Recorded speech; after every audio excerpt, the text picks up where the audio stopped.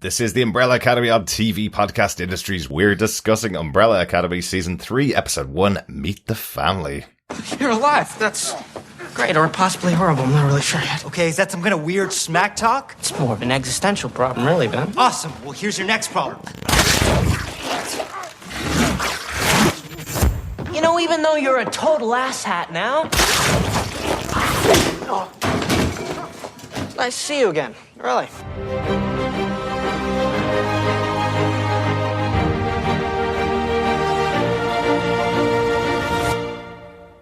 We're back. 2 years since Season 2 of the Umbrella Academy, and we're back with Umbrella Academy Season 3, Episode 1, Meet the Family on TV podcast industries. I'm one of your hosts, Derek. Welcome back, fellow brollies. Yes, I am one of your other hosts, John. And I am Chris, having an existential crisis, trying to understand, is this the third season? What does that mean? It means we're here to talk about the third season. But I just wanted to call back to the existential crisis. I like it, Chris. Yes. Very good. Great to be back with the Umbrella Academy. And right now, as we're recording, I have no idea when these episodes are actually going to be released. They will be soon. And it doesn't matter to you, our fellow Academy alumni and Umbrella Academy fans. It really doesn't matter to you what I'm going to say. But right now, we're currently covering The Boys Season 3, almost at the finale of that show. And we're covering Miss Marvel Season 1. And we're around episode 5 on that right now. So we will get our episodes of Umbrella Academy out after we finish The Boys, but not sure of frequency right now. We're just trying to squeeze in recordings with availability of our fellow co-hosts. So great to talk about Umbrella Academy, but not sure exactly how we're going to be recording the entire season of the show. Yes. That is a bit of how the sausage is made. There you go. But... do not fear, because you will still get the awesomeness that is TV podcast industries discussing the Umbrella Academy in all of its glory. Mm-hmm. Specifically, this episode is going to cover the premiere of season 3. Yes, exactly. We are covering Season 3, Episode 1, Meet the Family in this discussion. If you want to subscribe to the podcast, make sure you go over to tvpodcastindustries.com. Loads of links over there for you to subscribe to the podcast. You can also leave us a review on Apple Podcasts, on Spotify, on Google Podcasts, I think now. Might have that facility. But if you can find one and want to leave a review, please do.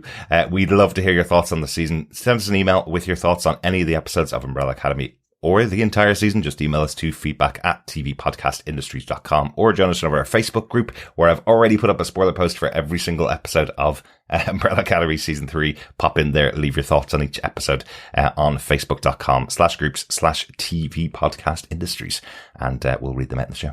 Yes, and if you like what you hear and you're joining us just for Umbrella Academy, did you know we have a Patreon? Yes, you can head on over to patreon.com/tvpodcastindustries, where you can support us for a monthly $1 and help keep the brollies circulating the air and keeping this podcast aloft. Yes, I was trying to work in an umbrella of some kind in there, and it didn't really work. Yeah, it was close, Chris. Yeah, it was close. Yeah. But Derek, should we jump into this episode with some episode details? Of course. This series is based on the comic book series by Jared Way and Gabriel Ba. They did create the comic books. They were involved in the entire series, and they've been heavily involved in the development of the show from their original material.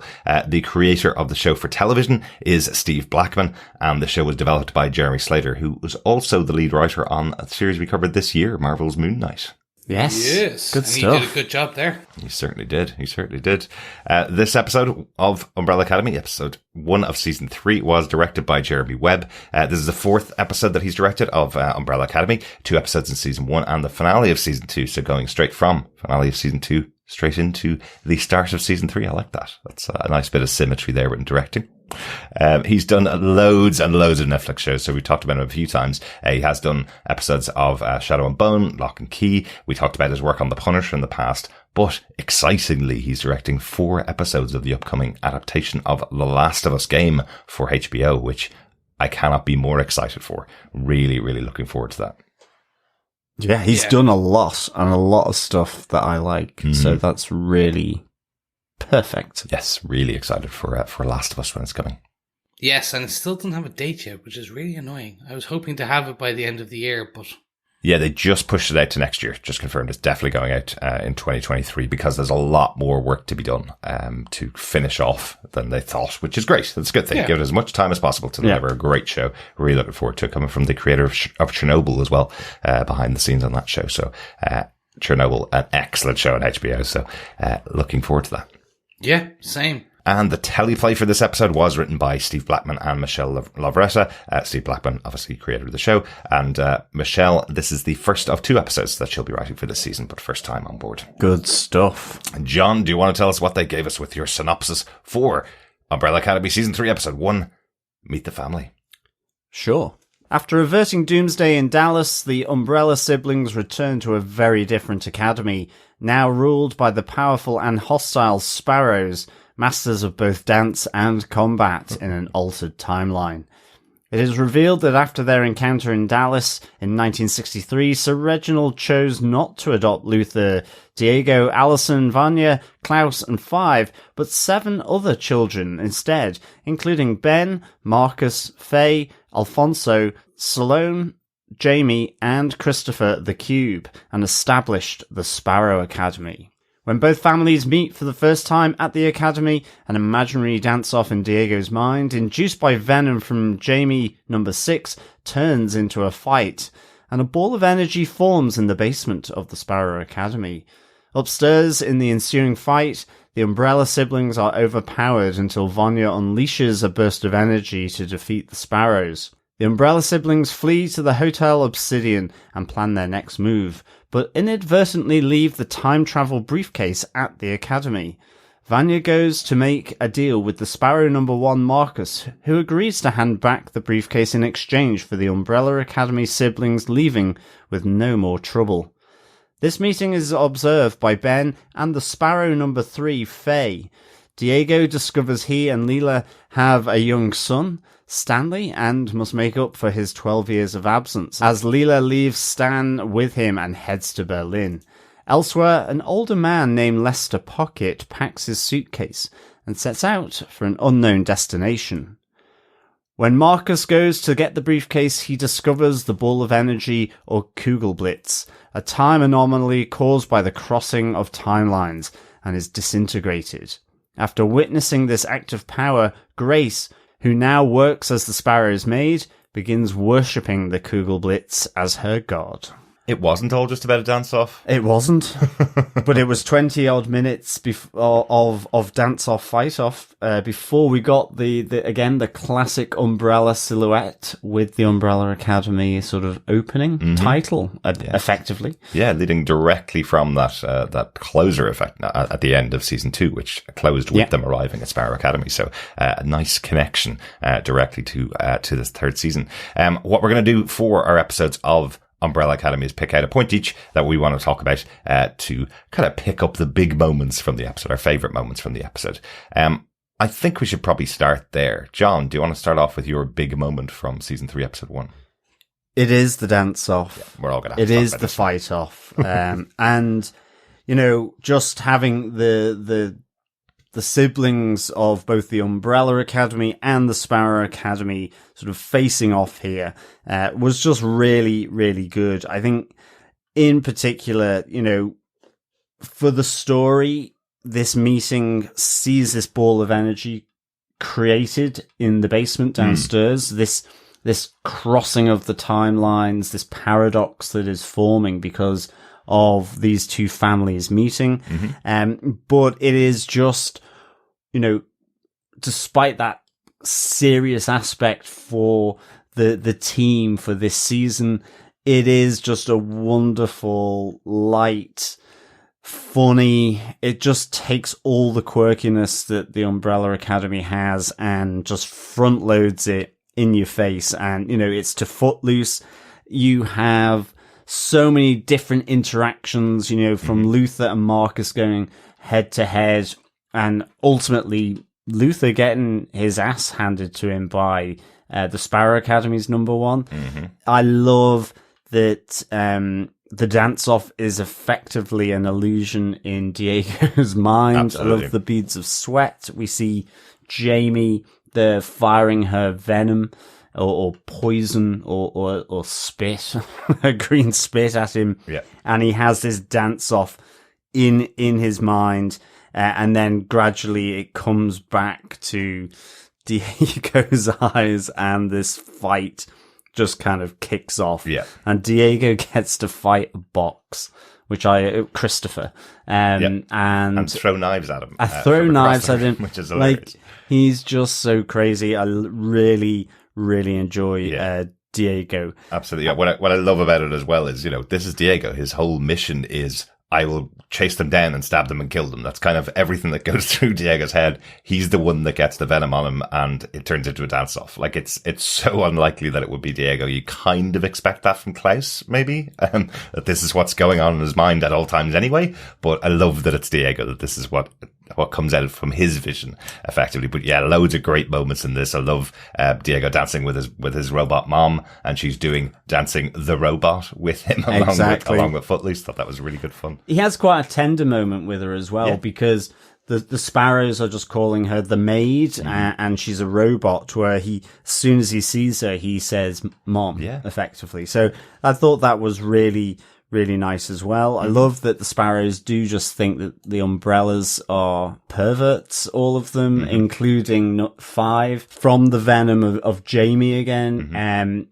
He sees Dolores, his mannequin, who then turns into a real person, but he's effectively kissing, which was this was a really good touch. It's like, who are these people? Why aren't we beating them quicker, I guess, is what the Sparrows are saying. This dysfunctional Umbrella Academy against this honed, fairly focused Sparrow Academy that hasn't had the problems that the Umbrella Academy has had. Absolutely. Yeah, I absolutely love this. Like, the overall intro had me on my knees, but then it kind of pulled me up, and I had to put on my Sunday shoes, even, if you will. Very good, Chris. Thank you. Right on the money. But look, this was a fantastic, fun, very true to the show way of introducing the characters and their powers. Yes. When you're like, that was the whole thing. Like, the end of the last season, oh, Sparrow Academy, oh, who are they? Oh my god, what are they gonna, like, unless you read the comic books, you kind of had no idea. So it's like, how can we show you who these people are and what they do quickly and in the most Umbrella Academy way possible? Yep. And bar, essentially, the only thing I fully expected it to do, which it didn't, was a full pan out of similar to what we got in season 1, where they were all the individual Umbrella Academy were dancing in their own rooms. I was expecting a pull out and all of them were fighting in their own rooms. But what we got was just as good, because it's still, you're saying, like, Diego fighting a floating box or Christopher, like that's all he did. And they, like, and then seeing, like, the one thing that number 5 misses his wife. Again, you always forget that he is an 80, 90-year-old man stuck in a child's body. He's a retiree, isn't he? I think he's about 65, isn't he? And he effectively, married to a mannequin in the future, because that's the only company he had. For years before he became the hitman that he became. And I'm sure it's not going to be the only time we compliment Aidan Gallagher for his performance, because we tended to gush about how great he is last season. But once again, and it seems to happen with this cast, they're asked to do really silly things on camera, and I think Aidan Gallagher went for it totally when he's left alone without the mannequin, air kissing, and moving his hands for where the body's supposed to be. Absolutely hilarious. But again, for what, a 17, 18-year-old kid being asked to do that on camera, and has unabashedly and unashamedly going for it. Loved it. Really good fun. And showing off his knees. Showing off his knees as an 18-year-old. I don't even show off my knees. And I was like, at a certain point, you're like, yeah, no, I'm done wearing the schoolboy outfit. He's still going strong. Although he does get a costume change this episode, which I'm know. I'm sure he's very happy about. That was it. Like, it was just really good as well. Them all seeing Ben, who's just, as Five says, is a total asshat. You've got Klaus kind of going, oh, little, gummy bear or whatever it is that he's calling him, being all sort of, sensual towards his lost brother. He's alive.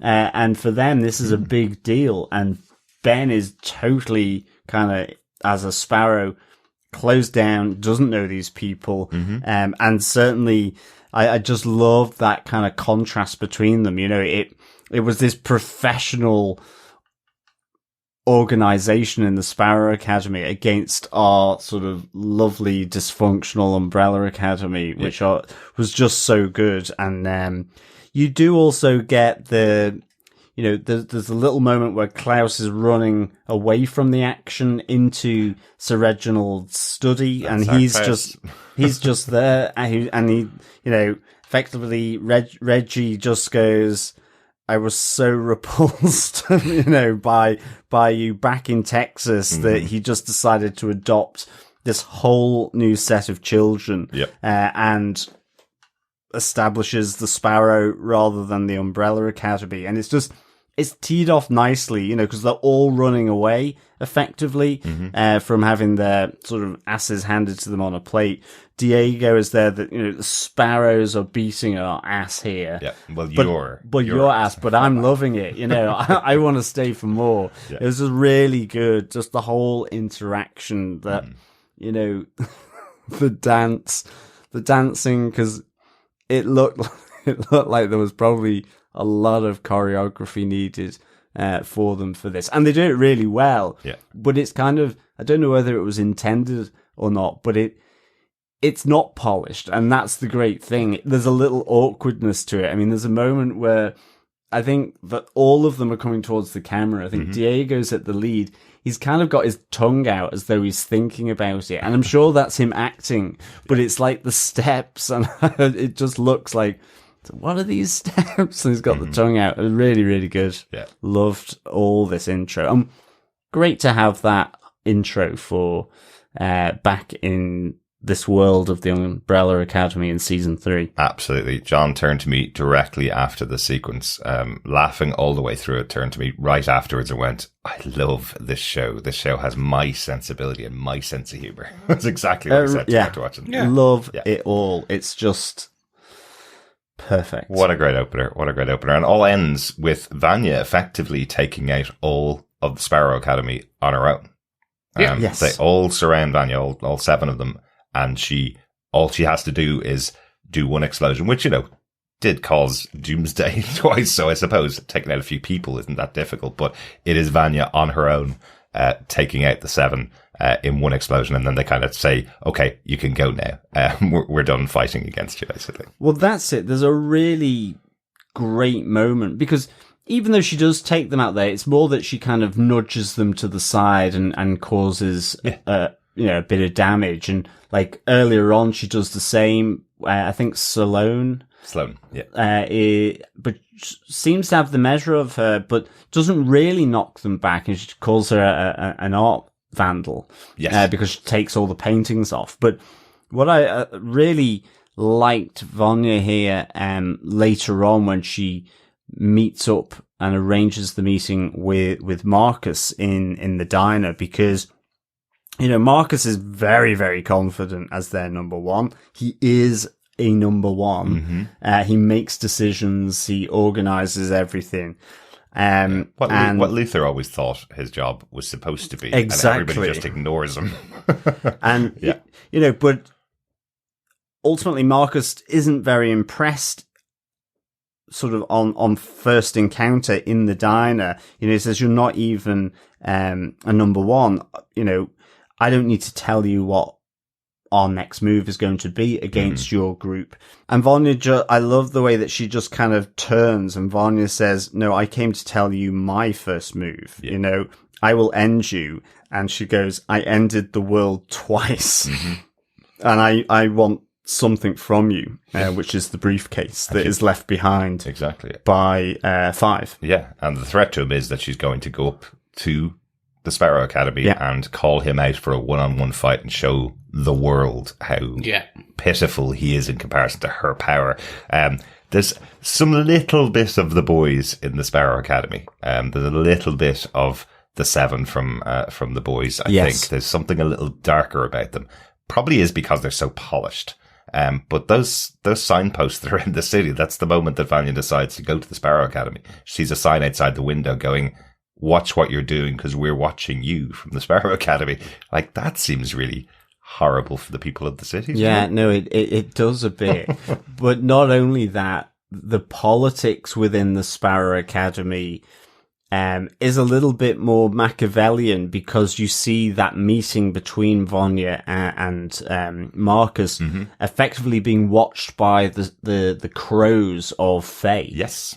Who then, the crow comes back, reports to her, as she incorporates into her body, which is great. So I loved that.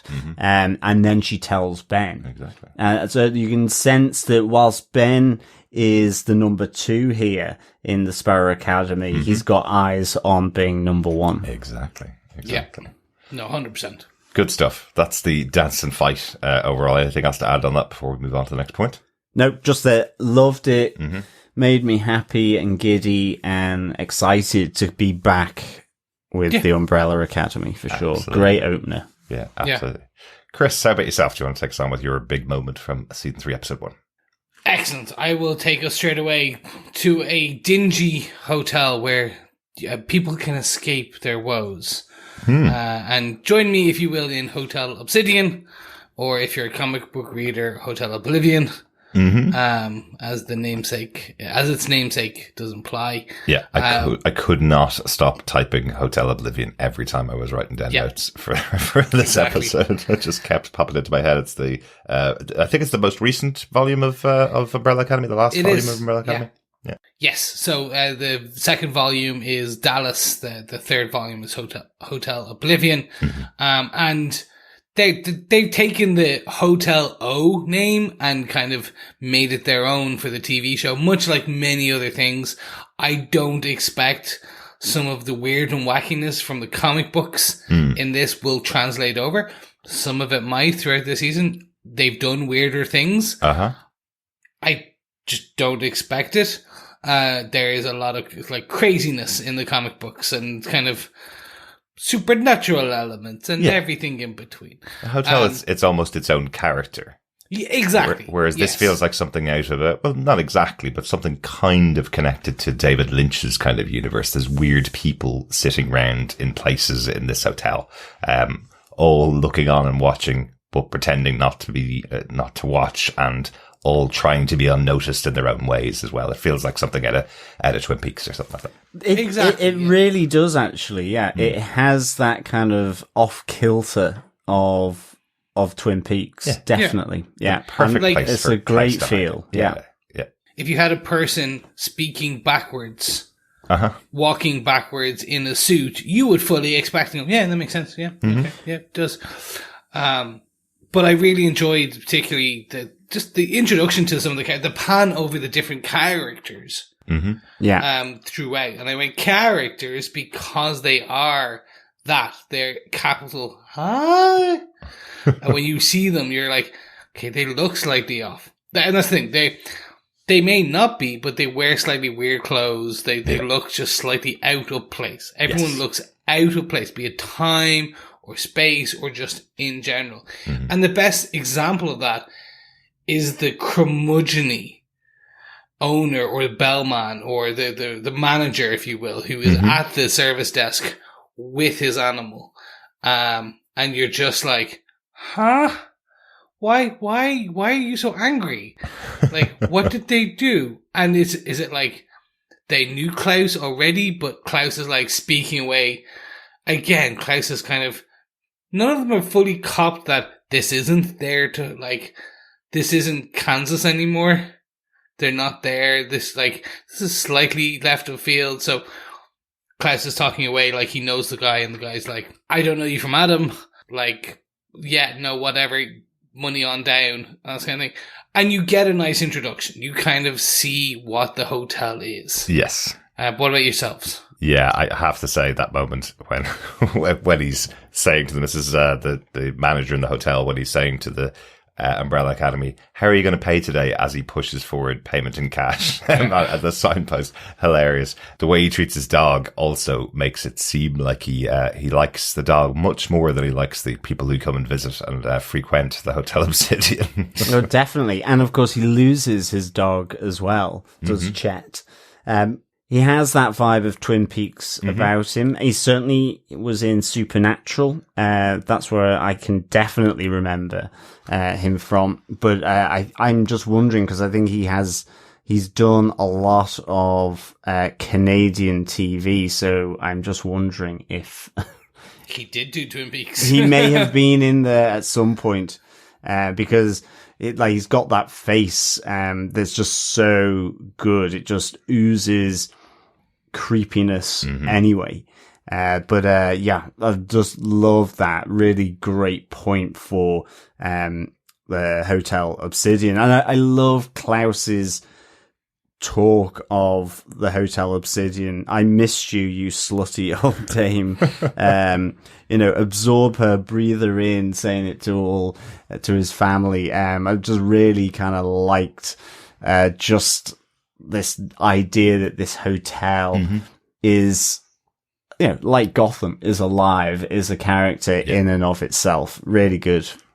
Yeah, absolutely love this place. It's just the right weirdness for Klaus. You would expect that he did live here on occasion in the past when he had his various moments away from the Hargreaves family. Yeah, and it's that faded glory. He talks of all the people that had been there previously, all the heads of state and so on. Some maybe a little bit questionable in terms of their politics, like Tito or something from Yugoslavia, the head of Yugoslavia. That kind of thing. I just assumed it was Tito Jackson that he was talking about. Maybe he was. I was thinking with two Kardashians. Not just maybe it was. It's just because he did a line of presidents, and then there was, I guess Tito was there, so I thought Yugoslav president. Well, you see where my mind goes. Not politics, musicians and could be. music. Yeah, exactly.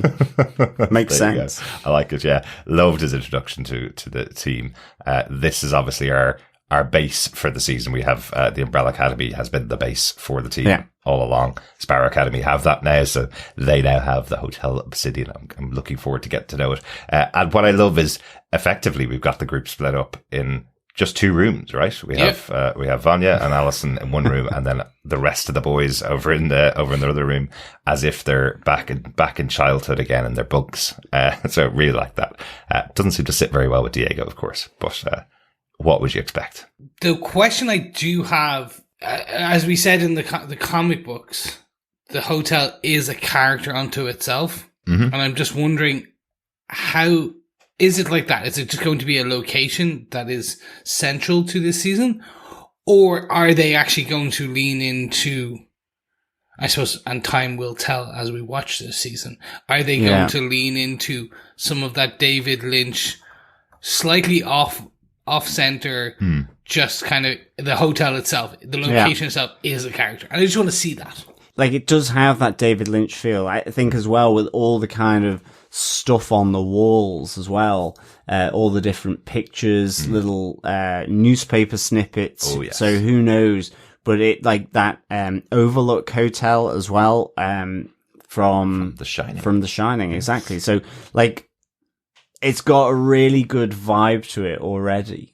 Faded glory, creepiness, sort of more creepiness, slightly, living building effectively, with lovely, weird side characters. And of course, then the Umbrella Academy's weirdness and wonderfulness playing out in here as well. I mean, I think that example where Leela rocks up and effectively shows Diego's son of 12 years. So that's, again, really the interaction here between Diego and Leela, amazing. But also we learned that whilst they think it was only just yesterday, there's Leela with Stanley, her child of 12 years, where she's basically well, you've been absent for 12 years, so it's your turn now. Right, I'm off. Get to know your son, effectively, which I loved. I'm so glad she's back in the show as well. But I loved it. Like, her introduction was she threw a knife at the back of Diego's chair to get his attention, drops off his son, and then gets into a lift to disappear. Basically, it's just one swift movement and in and out, drops a bomb and runs away. Exactly. Great moment with Ella. Really you know, and it's even just that moment where you have Five, I think Diego is there as well, and Klaus. They're having drinks, and he's kind of there going, I think everything's fine. Yeah. You know, we just don't need to, just don't bump into your doppelgangers, of which then you get this lovely little sequence where you have Diego goes, or you kill them. Klaus says, sleep with them. And then you have Five saying, no, avoid them. Yeah. But it all works together. It's a really great little moment, in the episode, which I really loved. Yeah. Of course, just as then for the audience, we get a bit of a pulse from that ball of energy. Yes. Which rocks through and takes out Chet's, dog. Absolutely. Poor Mr. Pennycrumb. Yes. He's gone. Pennycrumb. Mr. Pennycrumb. I didn't know it's called that.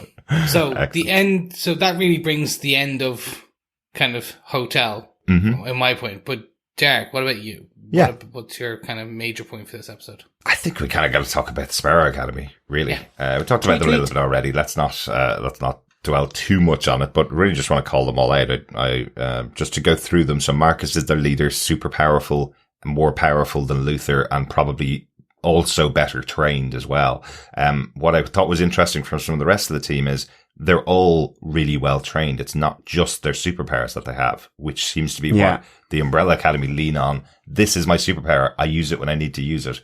But they aren't trained in any way, so they can't really get themselves out of much situations other than Diego, who's spent his whole life training. Ben has his tentacles, as we've seen in season 1, but uses them really often, as we can see him use them in the fight with Five. Almost catches him, but Five's a slippery little beast with his jumping around the place.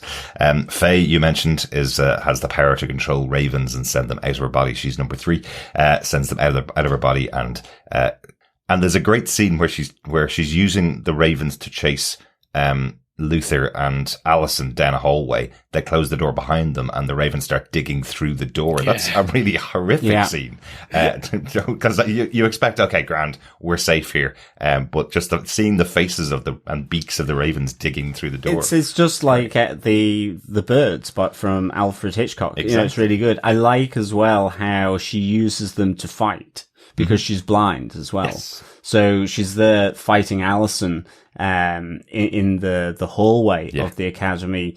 And it's the ravens that are helping her to fight with her. I think she has a sword or something, to try and attack Alisson, or a stick or something. Yeah. But she has something in her hand. A sword or a stick. That's what a slight difference. Or a pogo stick, maybe. I don't know. Yeah, let's go. She has a pogo stick. I'm sticking with that. That is lethal canon. Weapon.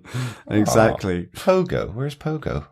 Well, that's true. We haven't seen Pogo. We haven't seen our talking simian for the season at all yet. Interestingly, so you do say that Faye's blind. Faye does say, but I can see. Yeah. So that's her way of seeing is through the ravens. Alphonso is number 4. Seems that you punch him and punch him in the face, and the punch is thrown back at you, as Alisson sees, almost breaking her own nose when she throws a punch at him. Not too sure exactly how that works, but it seems like he's been punched a lot, given the shape of his face and body. Yep. That's what it would seem like. But I know we're going to see more of him as the season goes on. Sloane, then, as you mentioned, John, she controls gravity, so she has the ability to use gravity at her will. So that's what she does with Vanya. When Vanya attacks or is trying to attack for the first time, Sloane wraps her up, throws her upstairs using gravity effectively, and that's when she blows away the art collection of the Hargreave family. Really like Sloane. I think she's going to be a very interesting character, because she just has that. She has the confidence, it seems, of the rest of the team. They all seem to have a lot of confidence in their powers, but she seems to just be able to step in and stop things from happening with her power, which I really like. Then we have Jayme, who also probably my favorite power from the season, shown off to such a great extent here. She can definitely fight, but effectively can spit venom on people and control their minds in some way. So that's where we got the dance off, of course, and that's where we got the excellent scene from Five. Kind of hallucinations, I guess. Yeah. Toxis. Exactly. That's really cool. And then, of course, we've got Christopher, number 7, the cube. Oh, I thought you meant me for a second. Christopher, you are the cube with electric powers who your close friends can understand what you're saying. Yes. There you go. That's not so fair. That makes sense. It is actually me. I said I only shoot small amounts of electricity. That's more static electricity, but it's still close. Yeah, you go through so many microphones though with that I electricity. do. I'm also more round than square and cuboid, but that's okay. I just also wanted to call out about Christopher. The show itself, the premise of the show is taken from the Midwich Cuckoos, the idea of these children born to mothers unexplained all on the same day and time. That's the Midwich Cuckoos from John Wyndham. It seems, I would think, that Christopher is also taken from another John Wyndham novel, which is Chucky, which is a space alien who is like a massive computer, can only communicate with certain people effectively. So I think that's another element that was taken from John Wyndham. But interesting, because we just finished watching the newly updated version of the Midwich Cuckoos, which just released on Sky a couple of weeks ago. So interesting to see the connection between them. Yeah, I hadn't actually made that connection either at all for some reason. But I mean, there's threads of that classic sci-fi through here from sort of 1950s John Wyndham and stuff. So that's really cool. Midwich Cuckoos, before we go on, any good? Really enjoyed it. Okay. Yeah, I'm terrified of children again, which is what Midwich Cuckoos and the what's the remake of Village of the Damned was the kind of American version of that story, I think, as well, or the original movie version of the Midwich Cuckoos. Well, and it has that lovely bleak sensibility of British sci-fi that I quite like, for sure. But yes, creepy children, go watch Midwich Cuckoos. Yes, I guess absolutely. But that's it. That's the 7 members of the Sparrow Academy. Anything else to add about them? The only 2 things on the Sparrow Academy, I kind of mentioned about Grace, where they really do just see her as a maid. There's nothing really affectionate towards her at all. Yeah. It's all very businesslike, compared to, the Umbrella Academy. The other side of it is, they seem to dominate Reginald Hargreaves as well. Yes, he doesn't seem to be the confident father that won't take any nonsense from the Umbrella Academy. It seems Marcus here, asks him for an assessment of them, which I loved, where it says Neanderthals on a day pass, they drink too much and don't shower enough. Really nice sort of turn of phrase, but Marcus then saying this, ultimately could be good for our reputation. We've not had very many good enemies in ages, so this is who the Umbrella Academy could be, where this face off. Exactly. He's taking the marketing PR line with how they combat them. But it just seems to dominate Reginald, and interestingly, as he's leaving, he does say to them, but don't underestimate don't misjudge the Umbrella Academy.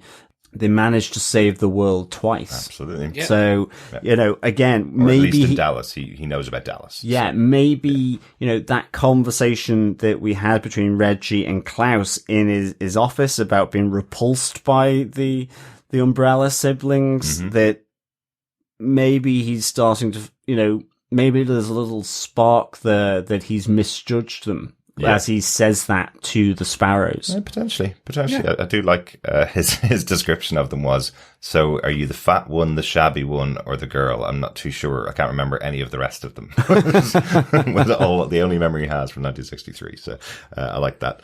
Anything else yourself, Chris, on Sparrow Academy? No, that's mostly it, except for their spanking red uniforms. They're it's just on point. It's again, like it's the X-Men versus the Brotherhood of Mutants. Yeah. That's essentially what we're getting here. So we're getting a really well-designed superhero costume, and then whatever they've cobbled together. A really well-oiled machine. Speaking of oiled, we have to give a shout-out for Marcus's handstands on the side of the building every morning to his adoring fans as he throws them the sweaty towel that he's just used to mop himself up. This guy knows how to work a crowd. Speaking of Marcus, though, episode ends with Marcus disappearing into that void, the new... Well, I think more disintegrating into that void. It's the return of the pulse that's taken out Pennycrumb. Yeah. And as it comes back, he's too close because Grace is a robot, so maybe it doesn't affect non-biological life form. But here, whether Marcus is too close to the energy ball, but as the pulse comes back, it's like it drags him in, which is interesting because it doesn't affect any other humans on that pulse. Not that we see. It takes Pennycrumb. So maybe it's just his proximity to it. I don't know, but ultimately he's in the wrong place at the wrong time and seems to get pretty disintegrated. He's certainly reaching out to touch it. Yeah. And there is a conversation between himself and Grace is saying, it's saying something. Can you hear what it's saying? And just before he goes, Marcus says, I can hear it now. Yes, he does, so, so whether those words are discernible, we don't know. But, You're mine. But So in the immortal words of Scorpion, get over here. There you go. Okay, yeah. And I think maybe Five's thoughts of a quiet time at the Obsidian are probably looking a little slim. Yeah, it's pretty unlikely for a series of 10 episodes that it'll be them sitting around the Obsidian Hotel that trying would to be get cool. back to Sparrow Academy. But I could spend 10 episodes with this team. They're great fun. I did like the look of Marcus getting disintegrated as well. It reminded me a bit of the Watchmen movie when Dr. Manhattan gets obliterated a bit. Very good. Yeah, they did look cool. Yeah. Good stuff. Any notes from the episode, guys? Anything else you want to talk about? I'm dying to watch episode 2.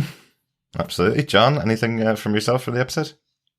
The only little note is we do see a man called Lester Pocket packing his suitcase.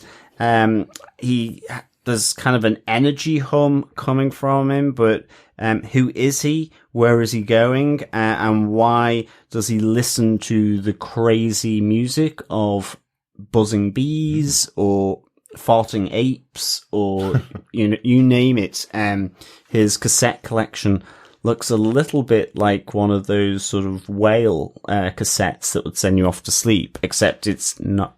It's other animals. Loads of other creatures, that's going to be interesting, I'm sure. So you could say he packed his pockets. Yes, Lester Pockets. Yes. Has packed his pockets, absolutely. That's it, 3 times fast. And his briefcase.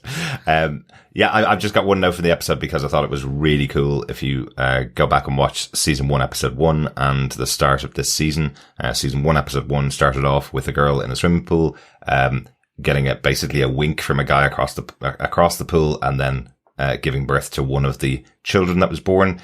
This episode starts with a sweet kiss on a train, and the girl gives birth to potentially Ben of the group. But from that moment onwards, side by side, the shots are exactly the same. The only difference is the Sparrow Academy logo on the prams that the nannies are pushing, but that whole sequence is the same. But one difference. Pogo does the voiceover on both. The talking simian, as we spoke about earlier on. The voiceover in the first season tells you that there were 43 children born on the 12th hour of the first day of October 1989. This time, there's 16 babies born on that day, which is a big change, a big difference from the past. So very interesting. So we'll see how that plays out, I guess. Yeah, good stuff. Yeah, as they start to investigate what's happened in this timeline. So very cool. That's it for notes, I think, for ourselves. Yeah. Yep. Overall, Chris, what did you think of the episode? Absolutely loved it. I'm not even it was such a fantastic reintroduction, even in the first few minutes of Footloose, kind of putting on my Sunday shoes on my knees and backing it up like Jack. I just absolutely enjoyed it. And as I just said in my notes, I was like, this was one where I could binge. Yeah. I could easily just let Netflix roll on and on and on. Luckily we don't, so we get to kind of enjoy it at that smaller kind of piecemeal approach. But I just absolutely want to move on to episode 2. So that is all I'm going to say.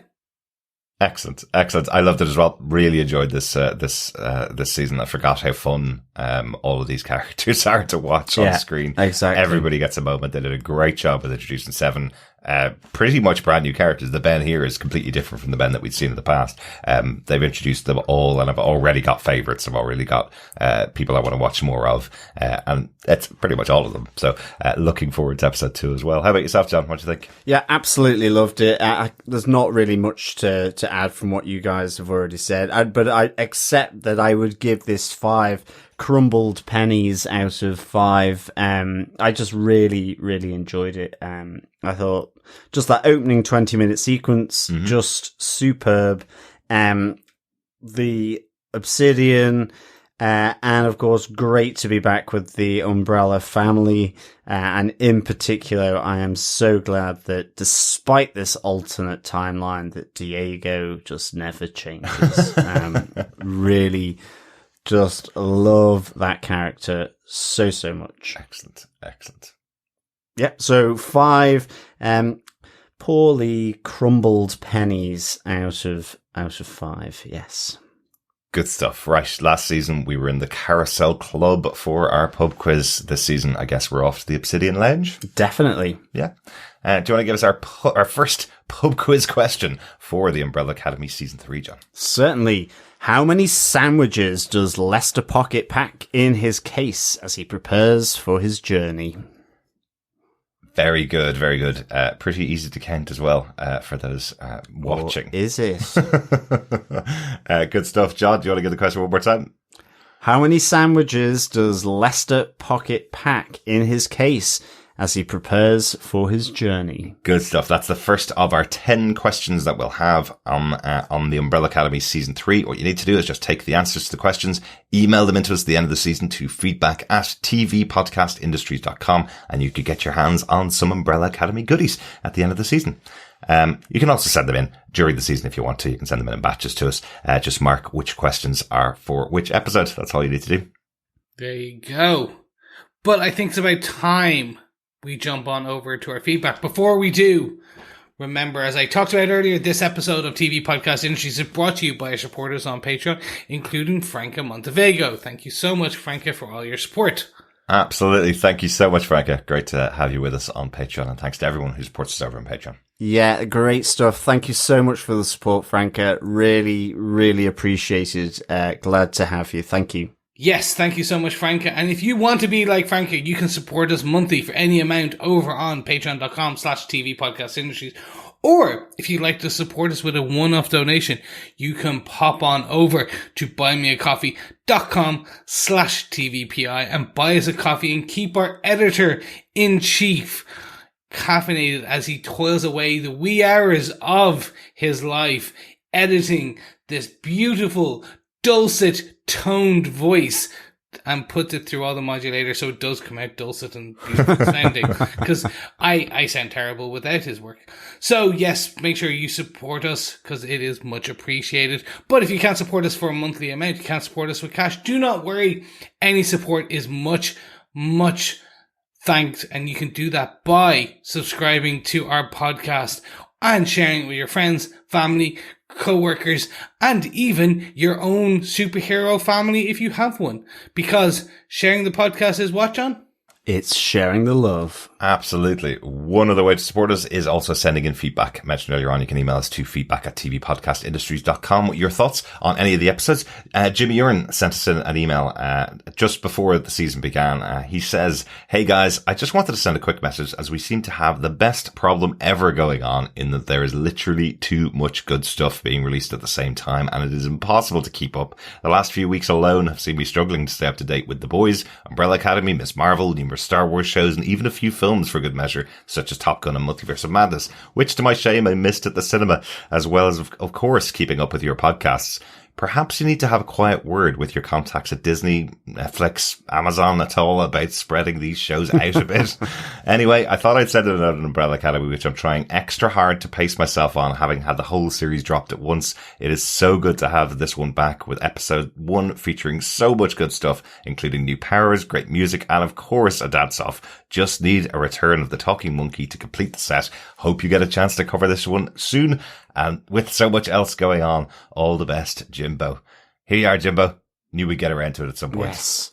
Welcome back on board, Jimbo. Unfortunately, our contacts at Disney, Netflix, and Amazon don't seem to be willing to take our calls about spreading out their content. They just seem to want to send out more and more content to us. They're packing it in like a really, really packed can of sardines.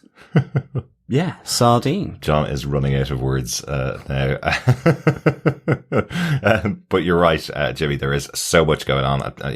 This show is one of our favorite shows, as you can hear. All three of us have really enjoyed Umbrella Academy, but unfortunately, we couldn't even get to it when it came out. It was impossible. But you're hearing our thoughts now. We will be back with more for the rest of the season as well. Yes, thank you so much, Jimbo. Over on Facebook, we did get feedback for episode 1. Starting off our feedback train, we got some words from Dr. Bob Phillips, who had this to say. Possibly the greatest thing of the return of ensemble shows post-COVID lockdown is the widespread desire to throw dance numbers into everything. Mm-hmm. No shade. This is magnificent and we should demand more. At least one musical number in everything. Obi-Wan waltzing, She-Hulk salsa, and the Demogorgon doing the Argentine tango with 11. Lead switching back and forth as they battle. Not that the rest of the show didn't hold up to the line dance. The intrigue and surreal flavour of the first two lie heavy in the air, and I do like the sense of that the world is going to end in 10 days. Mm-hmm. Yes. Well, that is the whole point of the Umbrella Academy. Yep. Forever the apocalypse, forever 10 days to save it. Absolutely. And I really love that in this episode that 5 points out that basically in the last 20 days, he has had to save the world from apocalypse. Can he just have a rest? Can he just put his head down for a couple of minutes? It's only been 2 weeks, but I love it. Yeah, lovely stuff. Thanks, Bob. John Daniel says, I loved this season 3 premiere. The cliffhanger we had to me implied we were going to see a big battle almost immediately between Sparrows and Umbrellas. Then the old-fashioned way turned out to be line dancing to Footloose. And I giggled through the whole thing. Yeah, like myself, John. Mm-hmm. Easily, it's the coolest moment for the floating cube Christopher so far. Also, I assumed at the end of season 2, when they showed up the Sparrow Academy folks with Ben at the helm, that they would all have other versions of themselves to contend with. I'm glad I was wrong. Anyway, I'm going to be careful posting in the other threads because I've watched maybe 6 episodes now and I don't want to spoil things moving forward.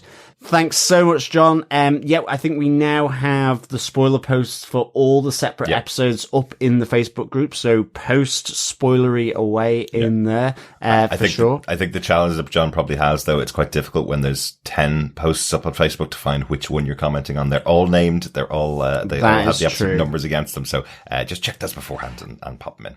And like yourself, I think, it's good that, the Sparrows aren't just the doppelgangers, because otherwise Klaus would probably be trying to sleep with Klaus, and Diego would be trying to kill Diego. Exactly.